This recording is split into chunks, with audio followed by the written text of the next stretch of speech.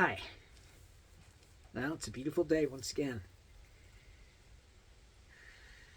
Today I'm going to tell you a story.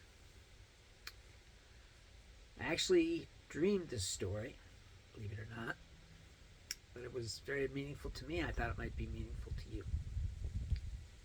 Once upon a time, long ago, in China, was a fishing village. It lay along a river. And the master fisher was busy pulling in the fish catch of the day when his apprentice turned to him and said, "How many fish do you think we've caught?" And the master fish said, "I don't know."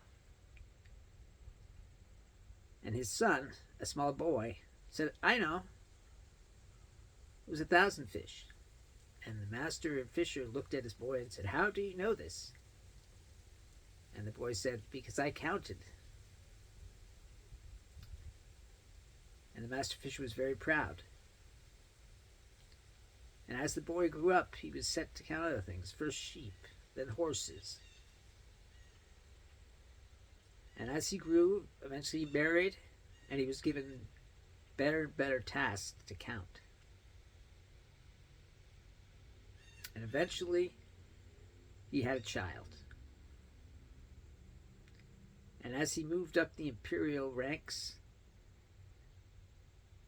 he was given more money, and eventually his child was allowed to be taught with the princess and princesses. And over time, eventually, he was given the task of counting the king's gold. And his child grew up and had a child, and so on and so forth. And eventually, that child became king. And he had a child as well. Meanwhile, the whole time, the counter was busy counting the gold. The child, unfortunately, was lame, a little girl.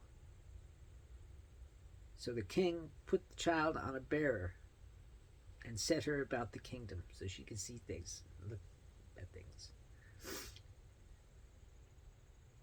And by this time, the king said to the counter, "I'm afraid you're too old to count gold anymore, my counter.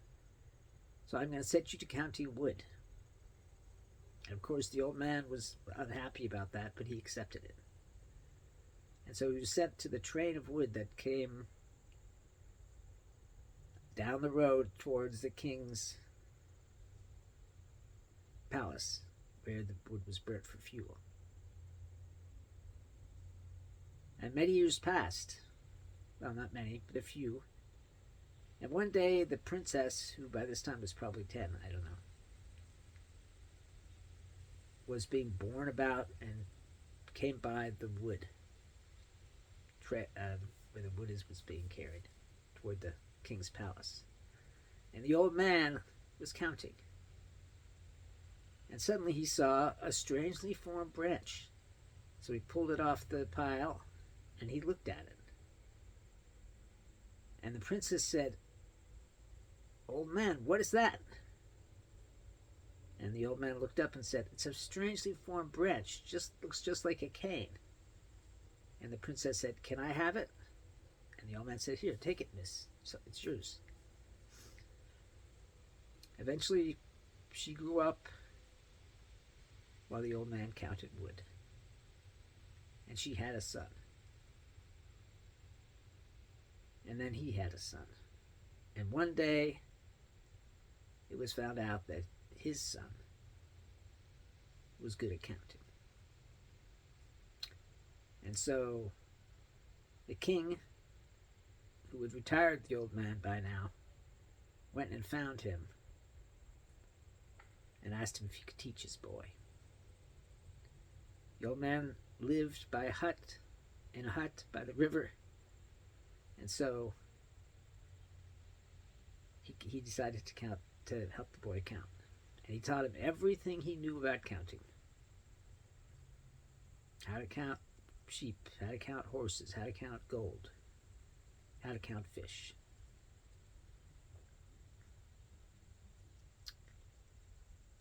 And eventually the boy became as good a counter as the old man. And he was set to count fish. Now, what does the story illustrate? It illustrates that we are all one. We may not know it, but we are all one. The old man didn't know that was his grandson, or great-grandson, or great-great-grandson, but he took care of him, taught him to count, gave him a livelihood.